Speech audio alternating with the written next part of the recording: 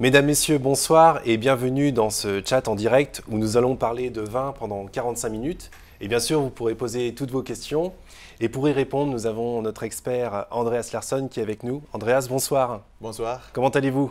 Très bien. Alors, vous êtes prêt pour répondre à toutes les questions que les internautes vont nous poser? J'espère, oui. Alors, on va commencer avec la première question qui nous vient de Riton et qui nous dit « Bonjour Andreas, quelles sont les réelles différences entre les millésimes 2012 et 2013 et ce, sur chaque région viticole française ?» Sur chaque région, c'est un peu difficile de dire mais je crois qu'en général, 2012, c'est beaucoup plus facile de trouver des bons vins parce que 2013, avec sa réputation, c'était un cauchemar pour la plupart des producteurs parce que c'était faible en quantité, il y avait beaucoup de problèmes, donc tout le monde se parlait de... Mais par exemple, 2013, Bordeaux, c'est très joli pour les blancs secs, pour les sauternes, un peu plus compliqué pour les rouges. C'est bien réussi dans le Rhône, surtout pour la Syrah, un peu plus compliqué pour le Grenache. Le Languedoc-Roussillon, je viens goûter pas mal de 2013 de Languedoc-Roussillon, qui est très bien réussi. La Bourgogne, finalement, mais il n'y a pas beaucoup de quantité. 2012, en général, je trouve un peu plus souple et un peu plus fin partout. Hein. Et surtout quand on parle de Bordeaux. D'accord. Et peut-être aussi, entre ces deux millésimes, lequel pourra se garder le mieux? Ouais, c'est une question du style, c'est une question du vin, mais je crois que 2012 sont souples. En général, c'est des vins un peu plus équilibrés. D'accord. Alors, Hugo Jules, bonjour. Est-ce que les millésimes 2006 et 2010 en Bourgogne sont un bon choix? 2010, c'est sûr. En blanc, en rouge, c'est vraiment un millésime idéal. 2006, je crois qu'il y a des rouges qui sont très bons. Je suis un peu déçu par les blancs.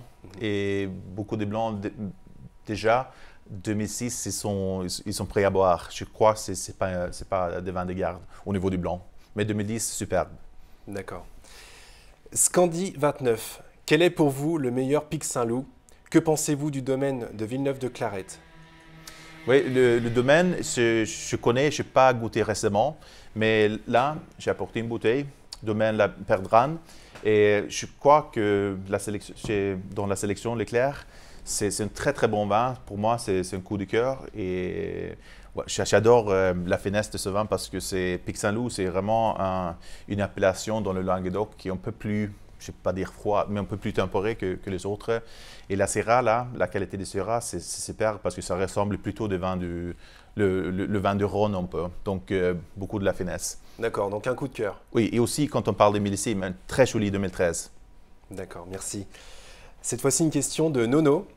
Alors, bonjour, quelle est la meilleure année du Saint-Joseph des Côtes-du-Rhône? Merci. Oui, les meilleurs, oui. Quand on parle de la meilleure année, là, je crois que le duo des 2009 et 2010, parce qu'il y a encore quelques vins on peut trouver. Et récemment, ça sera 2013 qui était bien réussi finalement. Parce que, comme je disais tout à l'heure, le Sud, c'était un peu plus compliqué en 2013, mais la Syrah est très très bien réussie. Et 2014, ce sera très très bon aussi. Alors, on continue avec une autre question. Nanar69. Alors, Monsieur Larsson, bonjour, je suis passionné amateur de vin, plus attiré par les rouges de Bourgogne et Val-de-Loire, ainsi que les blancs de Loire. À 54 ans, je voudrais me reconvertir dans la vente du vin caviste, conseil en magasin ou caveau. M'encouragez-vous dans cette voie? Une question très importante, j'imagine.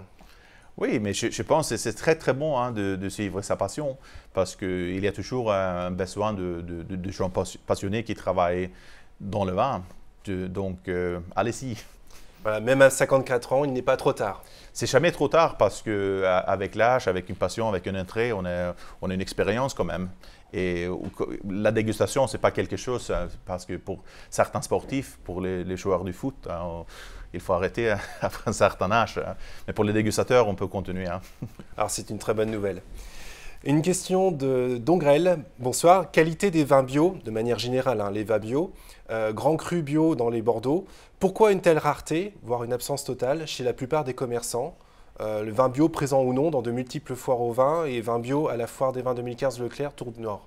Donc voilà une question générale sur l'absence ou non, la présence des vins bio, notamment dans les Bordeaux. Oui, c'est vrai que Bordeaux, c'est un climat qui est un peu difficile parce que il y a beaucoup de pression climatique là et c'est vrai que la vigne est beaucoup plus susceptible là avec l'humidité, surtout l'humidité. Et il y a beaucoup de champs qui commencent ces dernières dizaines d'années. J'ai vu que beaucoup de champs qui commencent de faire des expériences bio. Mais ça reste très compliqué. Des grands crus, par exemple, il y a voilà, Château-Pontet-Canet qui était le premier grand cru du Médoc qui était certifié bio. Mais ça change lentement, mais ça prend beaucoup plus de temps parce que les champs dans le sud, dans le Rhône, dans le Languedoc-Roussillon, Provence, c'est beaucoup plus facile dans les climats plus secs et plus chauds. On peut peut-être ajouter aussi que sans la certification bio, il y a des vignerons qui travaillent presque comme du bio. Tout à fait, parce qu'on parle de la lutte raisonnée, hein, et c'est ça qui est important. On utilise beaucoup moins de produits chimiques, beaucoup moins de pesticides, et donc c'est pas tout le temps bio-marqué sur la bouteille. Oui. Une question de Gareth. Quel vin blanc sec autre que l'Alsace peut-on acheter?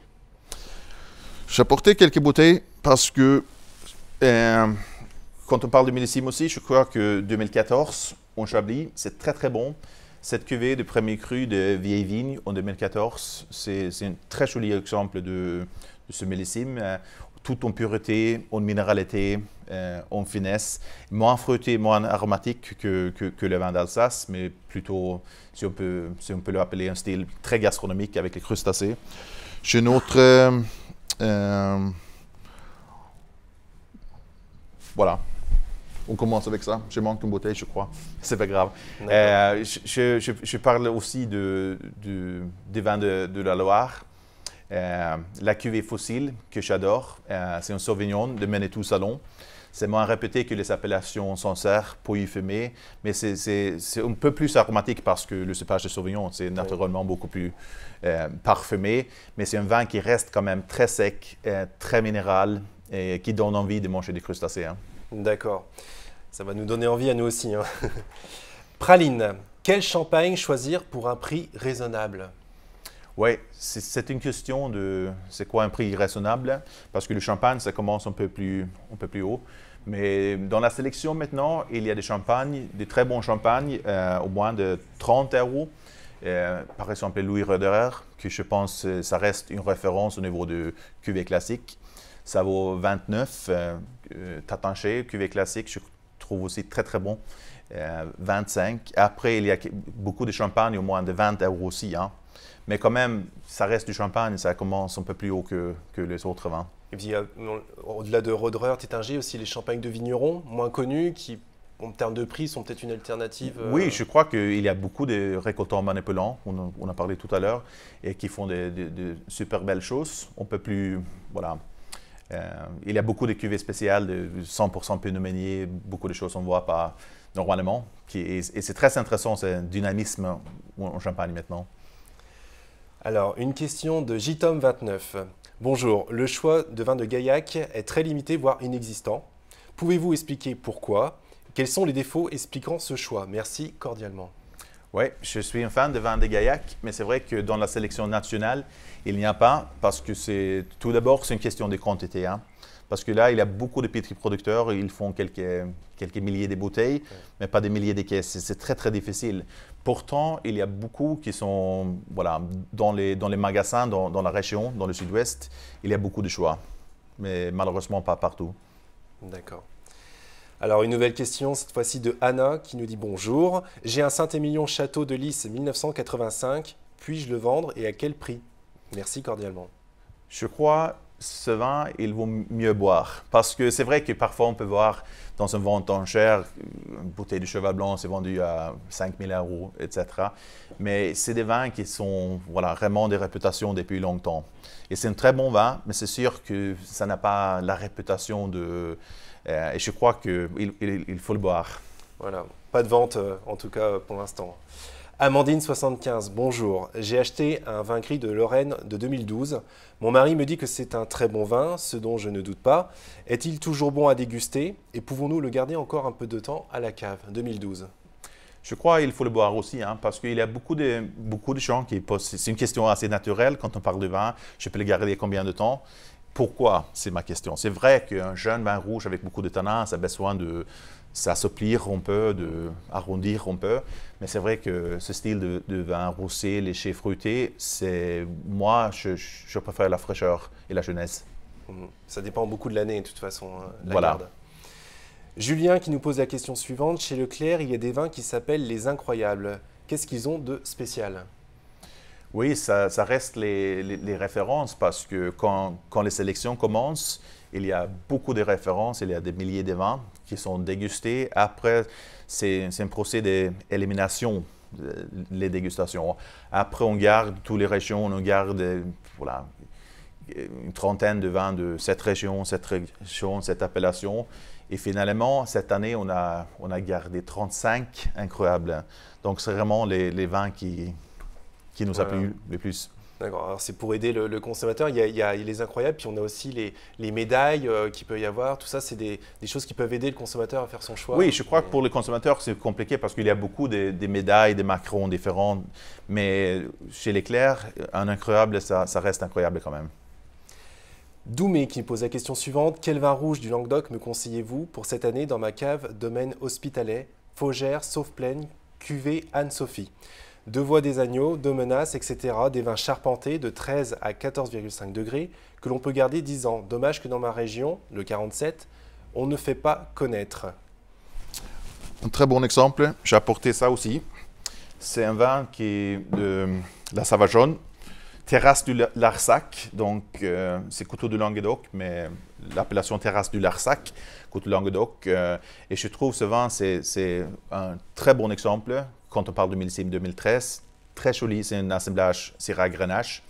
C'est vraiment un vin, on peut garder 10 ans, mais c'est un vin qui vaut moins de 10 heures ou c'est 7,90 je pense. Donc, et c'est la force de cette région quand on parle de Languedoc-Roussillon. Un vin, quand on parle de rapport qualité-prix, oui, vraiment incroyable. Alors, une nouvelle question, cette fois-ci de Le Chat. J'ai un Bâtard Montrachet de 1997 Grand Cru. Avec quoi me conseillez-vous de le déguster? Merci. Avec un grand vin comme ça, je préfère des plats pas forcément simples, mais pas trop élaborés. Pas trop épicés, pas trop... on fait hier, moi, j'ai cuisiné, parce que c'est ma grande passion, c'est la cuisine. J'ai cuisiné à la maison. J'avais une bouteille de grand bourgogne blanc aussi. Et je fais un jolie tranche de poisson, comme un turbo, dos de cabillaud. Et avec cette puissance dans ce vin-là, j'aimerais bien, parce que maintenant c'est la saison de champignons aussi, un peu de chirol à la crème, en toute simplicité comme ça. Ça ouvre l'appétit. Bref, une nouvelle question de mode. Deux questions à poser ensemble. Bonjour, depuis quand faites-vous ce métier? Ah, question intéressante. Très intéressant parce que je viens de parler de la cuisine là et moi j'ai toujours cuisiné avec ma grand-mère à l'époque. J'étais toujours passionné de la nourriture, de la bouffe. Et après, je suis devenu cuisinier. J'ai fait la formation dans l'école hôtelier. Le vin, c'est arrivé un peu plus tard. J'ai pris la formation entre 98 et 99. Donc, je suis devenu sommelier en 99 et depuis, je travaillais dans les restaurants, dans les bars à vin. J'ai fait tous les concours, meilleur sommelier d'Europe, meilleur sommelier du monde. C'était une période de 7 ans. J'ai fait pas que ça parce qu'on travaille tout le temps, mais quand je concourais. Et après, je travaille toujours. J'ai toujours un pied dans le restaurant et je suis actif aussi comme consultant. D'accord. Et notamment là avec Leclerc depuis combien de temps? Depuis 2013. D'accord, très bien. Continuons avec Sancho. Bonjour, que pensez-vous de l'accord fromage-vin blanc? Il paraît que ça se fait. J'imagine que oui, effectivement. Bien sûr, parce que normalement, je crois que c'est beaucoup plus facile avec un vin blanc. Parce que c'est vrai qu'après le repas, il reste un peu de rouge dans la bouteille. J'aime bien ça avec une tranche de vieux comté de 24 mois. Pourtant, avec la plupart des fromages, avec les chèvres, avec les fromages un peu plus piquantes, tous les fromages bleus, on a besoin d'un vin blanc. C'est beaucoup plus facile. Et j'aime bien aussi les vins blancs avec un peu de sucre résiduel, comme les Coteaux de Lion, comme certains sauternes aux vendanges tardives d'Alsace. Donc, moi, je suis vraiment un fan de blanc et fromage. Blanc et fromage, on a aussi peut-être une question du même genre. Avec le poisson, du vin rouge avec du poisson, c'est quelque chose qui est moins répandu, pourtant ça se fait aussi. Bien sûr, parce que je viens de parler là par exemple, un poisson grillé avec des champignons. C'est pas une question de viande ou poisson, c'est une question de, voilà, si on fait avec une sauce vin blanc à la vapeur, bien sûr, c'est pour un vin blanc. Mais sauté au beurre, grillé avec des champignons, avec un risotto, c'est beaucoup plus adapté au rouge. Donc, tout est possible. Tout est possible. Il faut oser, il faut faire des expériences.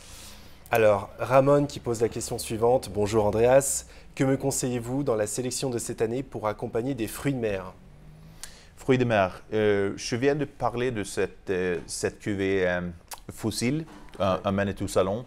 C'est aussi un vin qui est, je ne me souviens pas tout à fait le prix, ce n'est pas dans ma tête, mais c'est vraiment un rapport qualité-prix. Cette finesse, c'est plutôt voilà, un goût du terroir que du Sauvignon. Très minéral, très très fin.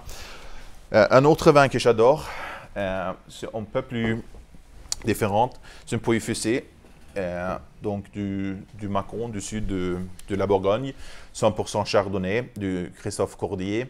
Et c'est très, très bien travaillé. C'est un peu plus concentré. Donc, moi, je proposerai avec les crustacés plutôt naturels, le Sauvignon, le Manitou Salon, ce style-là, avec du crustacés cuits, plutôt sauté grillé. J'adorais ça parce que c'est vraiment un vin très puissant, mais en même temps équilibré, soutenu par une très belle fraîcheur. D'accord. Et au niveau de la température de service? Je crois que pour les Sauvignons un peu plus léchés, voilà, autour de 10 degrés.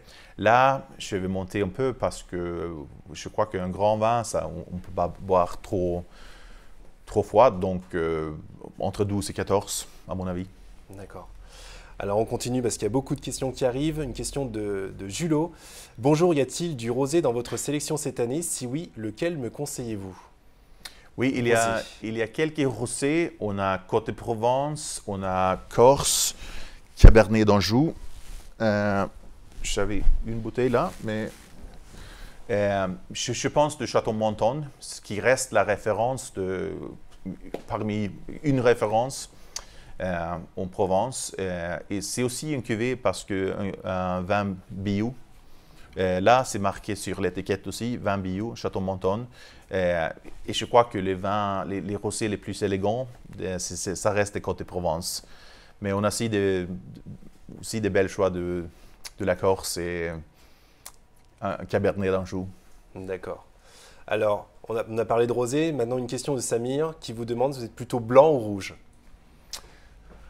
Très intéressant. Oui, je crois qu'à la maison, je bois un peu plus de blanc parce que je cuisine plutôt du poisson. Mais c'est aussi une question de saison parce que l'été, je bois beaucoup de blanc, beaucoup de champagne. Mais quand je reste chez moi en Suède, novembre, décembre, il fait froid, donc j'aime bien les rouges très costauds. D'accord, merci. Jackie qui nous pose la question suivante. Bonjour, avez-vous des vins étrangers dans votre sélection cette année? Merci. Oui, dans la sélection nationale, il y a 2 étrangers. C'est Claude Losiette de l'Argentine, qui est un très bon vin. Très réputé. Après, il y a aussi un autre Syrah Cabernet d'Afrique du Sud qui est très intéressant.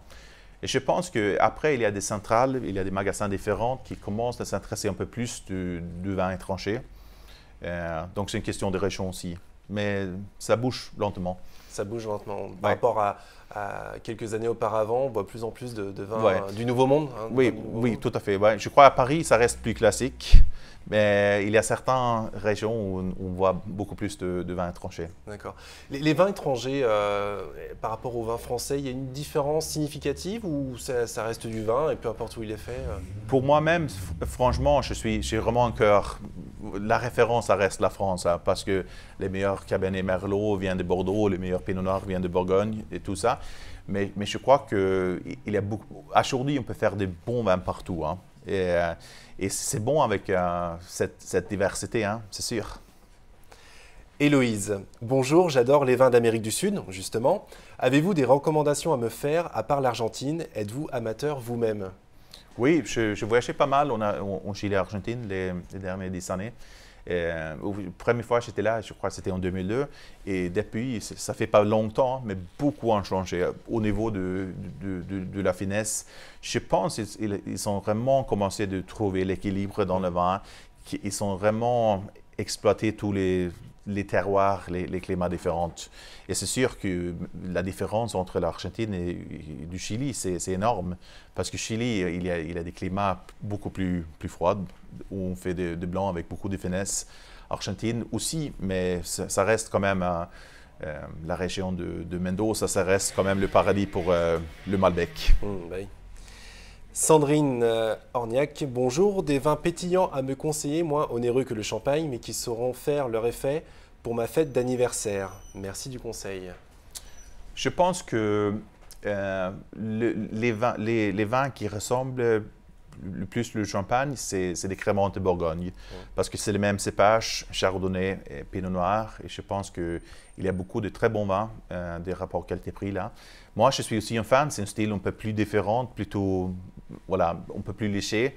C'est aussi les créments de Limoux. Parce que, oui, c'est des vins très intéressants, avec beaucoup de caractère. Mais, oui, au lieu du champagne, je proposerai un crément de Bourgogne. Parce que là aussi, dans l'univers des effervescents, dans le monde entier, on a beaucoup de choses qui sont proposées. Hein. On a une gamme assez vaste. Et pourtant, le champagne, ça reste le champagne. Vous, en tant que sommelier, vous avez quel regard à ce niveau-là? Oui, c'est pareil, ça reste la référence. Mais c'est sûr que les meilleurs Franciacorta d'Italie, maintenant en Angleterre, le sud d'Angleterre, on fait des très belles choses. Donc, on ne peut pas être chauvin non plus parce que c'est vrai que vous êtes champenois, donc peut-être que vous êtes, mais c'est vrai qu'on fait des belles choses partout. Mais le nom de champagne, c'est tellement... Ça évoque du plaisir, ça fait rêver. Louison, bonjour. Quelle est la différence entre carafer et décanter un vin? On peut prendre la même carafe. Bien sûr, carafer, c'est plutôt pour aérer le vin. Oui. Un vin qui reste un peu fermé, pour l'ouvrir un peu. Carafer, c'est vraiment quand il y a beaucoup de dépôts dedans, il faut séparer le dépôt. Et c'est plutôt sur quel type de vin qu'on peut avoir du dépôt? Des vins de garde, des vins... Des vins de garde, des vieilles bouteilles de Bordeaux, surtout des Bordeaux, des Porto, et les cépages comme Cabernet Sauvignon, Syrah avec la peau qui... parce que, par exemple, je décompte pas les vieux Bourgognes, parce que là, le dépôt, c'est très fin, donc... Et pour ce qui est de carafer, plutôt 2 heures avant le service, c'est ça, hein, grosso modo? C'est une question de l'âge. Mais je pense que le plus jeune le vin, on peut plus de temps dans la carafe, ça fait du bien. Une question de Lou. Un rouge qui passe sur un plateau de fruits de mer. Alors, on avait la question tout à l'heure, le rouge avec le poisson, c'est un peu en lien. Oui. Rouge avec fruits de mer. Là, je vais opter plutôt pour un vin rouge léché, un style comme un Bourgogne rouge, parce que je crois que le Pinot Noir, il a toujours beaucoup de fraîcheur, beaucoup de minéralité. Et il faut aussi servir un peu plus, voilà, à entre 14 et 16 degrés, parce que si on mange les crustacés au naturel, c'est un peu plus compliqué qu'avec des rouges avec beaucoup de tanins, parce que je crois que les rouges tanniques, les crustacés rendent le vin un peu amer. Oui. Et en Bourgogne, un rouge plutôt léger, plutôt épineuil ou plus au sud vers... Côte de Beaune. Côte de Beaune, oui. Parce que là, je trouve que les tanins sont jamais trop pressants et c'est beaucoup plus souple et velouté. D'accord. Une nouvelle question de Roro 13. J'ai goûté un excellent champagne de 1996. Quel champagne plus récent pourrait se rapprocher de la qualité des champagnes de 1996? Le champagne, pour finir, pour être bon, doit-il être forcément millésimé?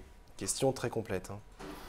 Oui, dans les dernières années qu'on peut acheter maintenant, on va trouver des 2002 qui étaient exceptionnels. Il y a beaucoup de gens qui comparent le 2002 avec le 96. Après, ça commence de... Il ne reste pas beaucoup peut-être. 2004 était bon, et 2006 c'était très bon, et 2008, maintenant tout le monde parle de 2008, mais si on regarde les cuvées de prestige, par exemple, on a Dom Pérignon, Cristal, Comte de Champagne qui viennent de sortir les 2006 avec beaucoup de succès.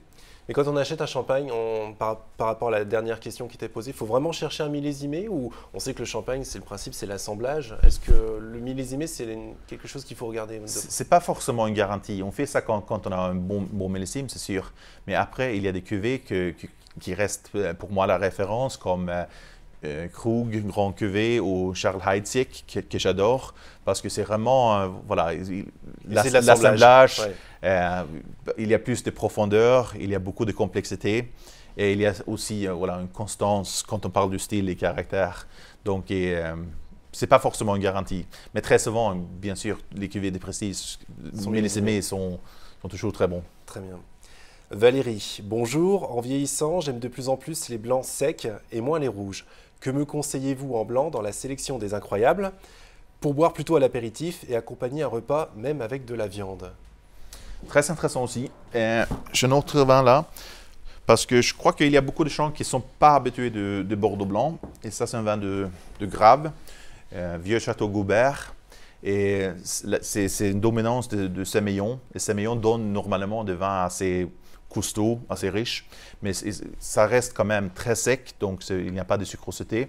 Et je pense avec un repas, avec la viande, ça sera un bon choix. D'accord, merci.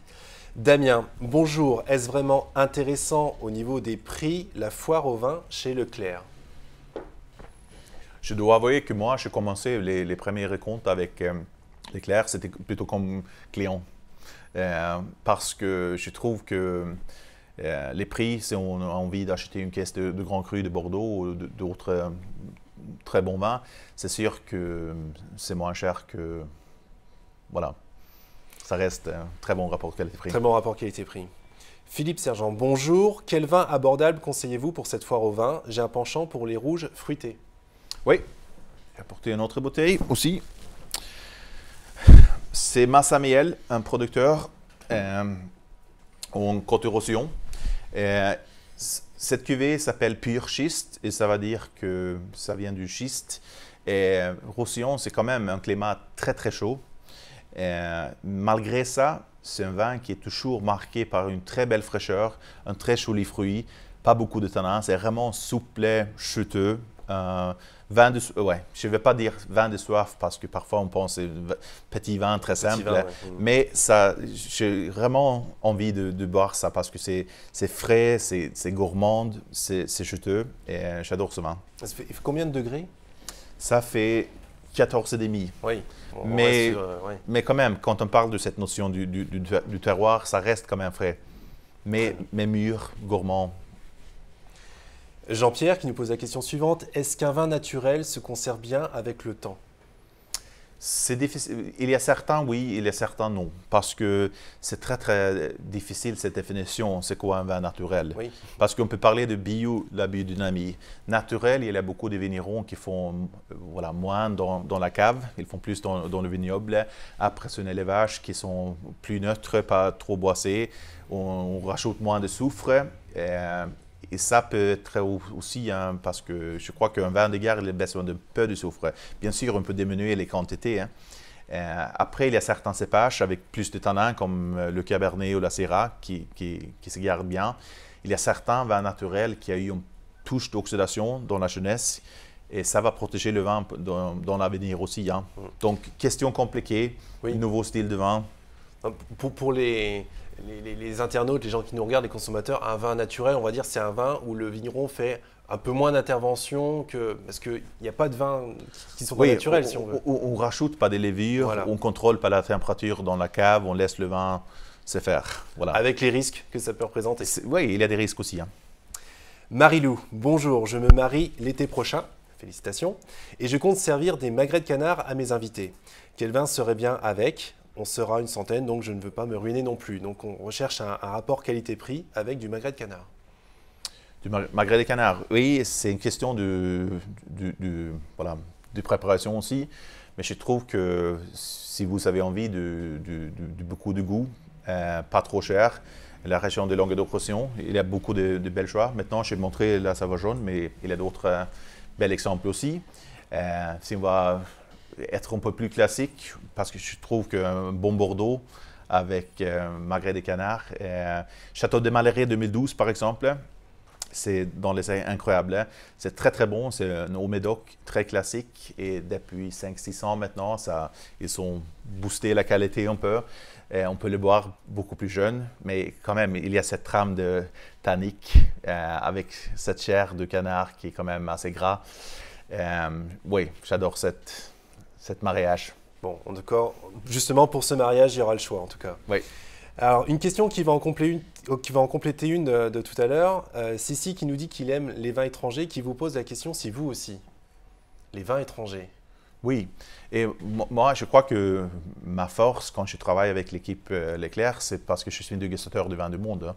Même si, voilà, je dis que la France reste la référence pour moi, mais il faut goûter le vin du monde parce qu'on fait des belles choses partout aujourd'hui, hein, c'est sûr. Et en dehors de la France, quel pays vous a le plus surpris?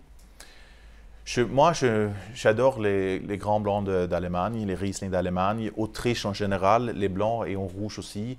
La Suisse, ils font des super choses. Bien sûr, tous les pays classiques, si on parle de l'Italie, l'Espagne, il y a beaucoup de choses qui passent tout le temps. Grèce, etc. Oui, bien sûr. Et beaucoup des pays traditionnels qui n'étaient pas très connus pour la qualité, comme l'Hongrie maintenant. Si on parle de l'écoureux, les Tokai d'Hongrie, mais aussi les vins blancs secs maintenant d'Hongrie. Voilà, la nouvelle génération de vignerons en Grèce, par exemple. Surtout les blancs, oui, les rouges aussi, mais les blancs avec beaucoup de finesse, beaucoup de caractère. Beaucoup de choses à découvrir. Oui. Brigitte, bonsoir. Que servir avec un dessert chocolaté? Un dessert chocolaté, à mon avis, ça doit être un vin avec un peu de sucre, parce qu'il y a certains qui aiment bien les vins rouges secs avec du dessert. Ce n'est pas ma tasse de thé. Je crois qu'on a besoin d'un peu de sucrosité. Moi, je vais opter plutôt pour un vin rouge. Quand je regarde cette bouteille, je sais que Masamiel, ils font beaucoup de Maury. L'appellation aussi en Roussillon, et c'est des vins mutés. Oui. Donc, mais je préfère ça aussi parce qu'ils sont un peu plus bas en alcool que les Porto, par exemple. C'est autour 15 à 16 degrés, donc c'est pas trop capiteux, trop... et c'est vraiment délicieux, hein. C'est vraiment délicieux. Donc des vins plutôt sucrés, plutôt rouges, plutôt... Rouge, oui, à mon avis. Avec les blancs, c'est un vin blanc peu léché avec beaucoup d'acidité. C'est pas bien adapté avec le chocolat. Plutôt un rouge style Maury. Alors cette fois-ci, Loïc Duc demande votre conseil quant à des vins rouges légers et fruités. De conseils au niveau du choix de vins rouges légers et fruités. Oui, cette année aussi, je crois que je parlais déjà de Masamiel. Je parlais aussi de Joël Talot en Saint-Nicolas de Bourgueil. C'est un vin que j'adore parce que je suis vraiment un fan du Cabernet Franc. Et cette année, la cuvée, les racines du temps, c'est très très bien réussi parce que c'est vrai que dans la région de la Loire, les rouges, c'est une question de millésime parce que certaines années, ils sont un peu plus... Oui, ils sont différents.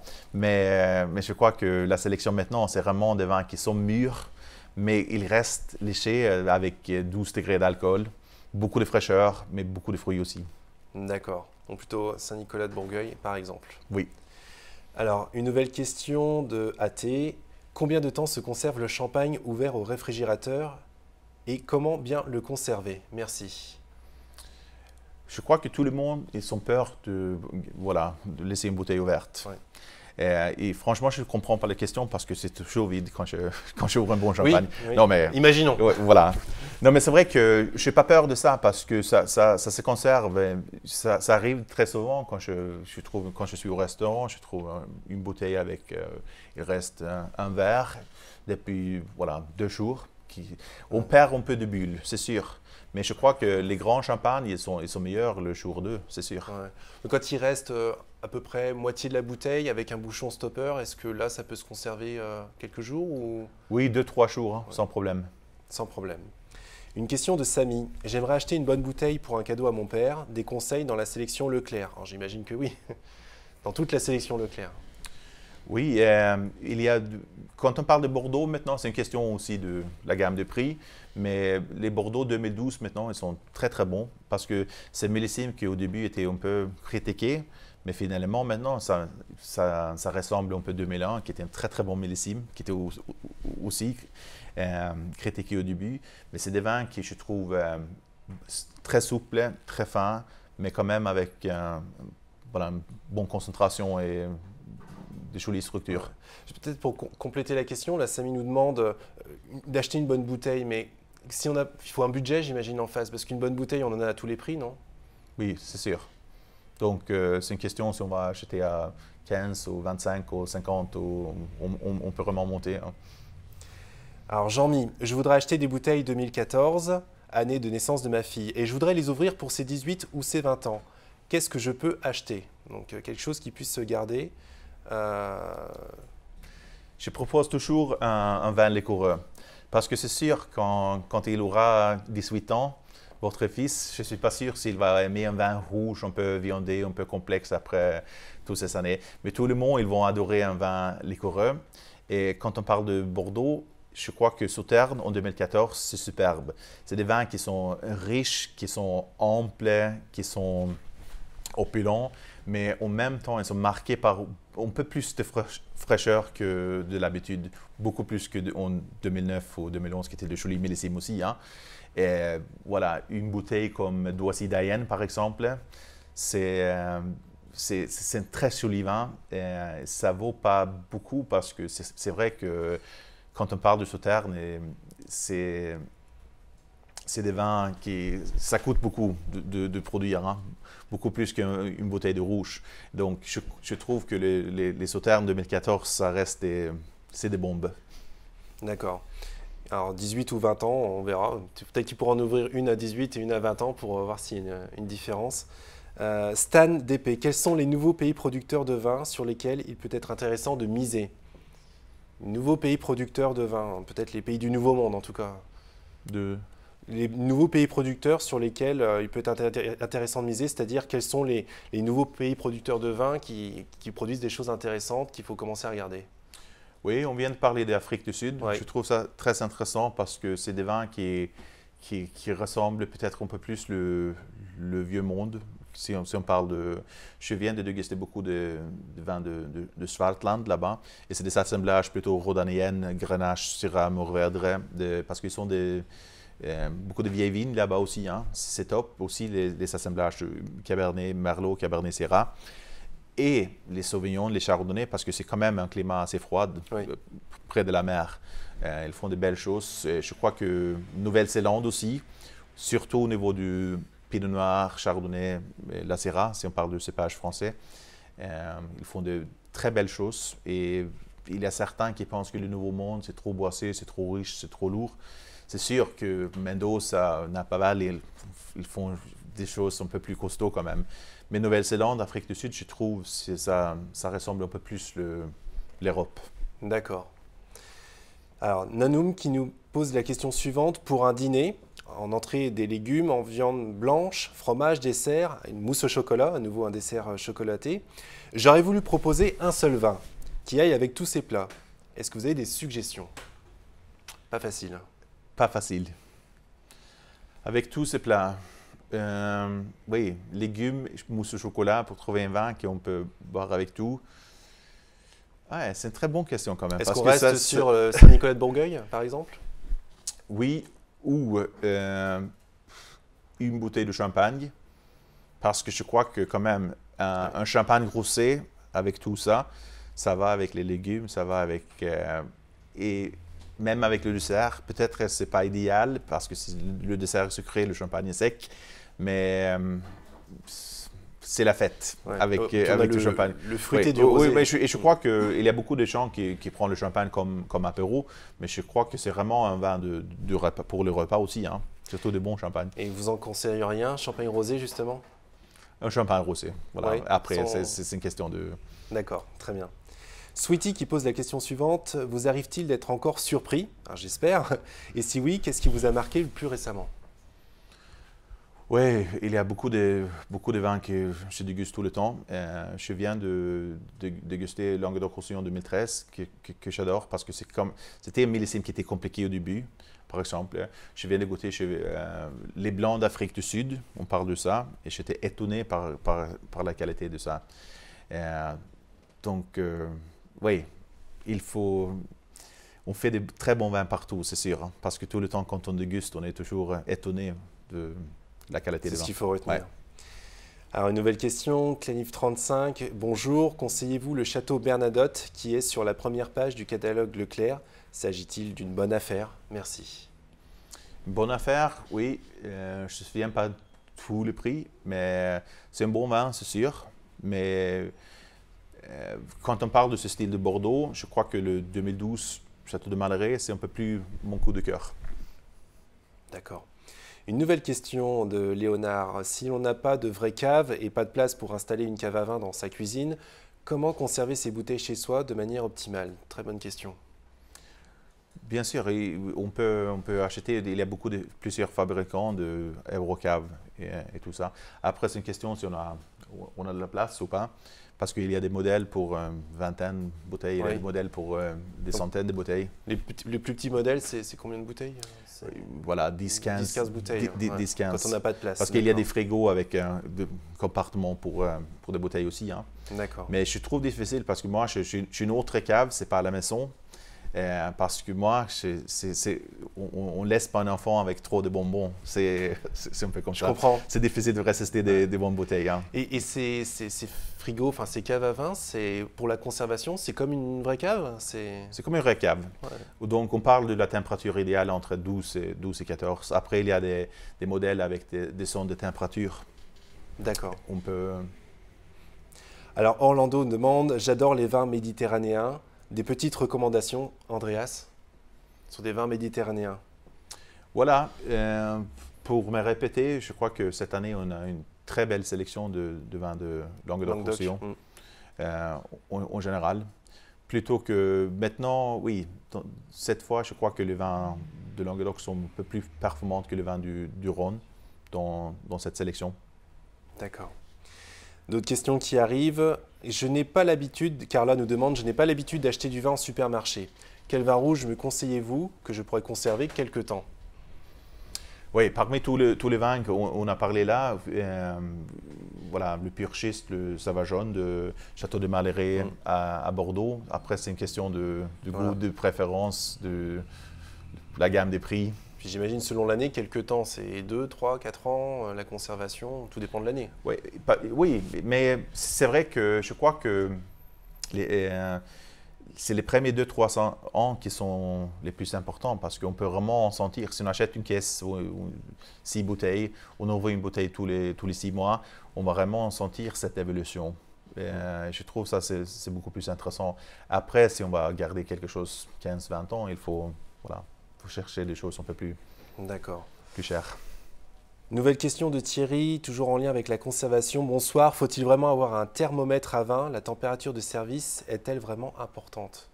C'est importante et je crois que les erreurs les plus communs, c'est on sert les blancs trop froides et les rouges trop chauds.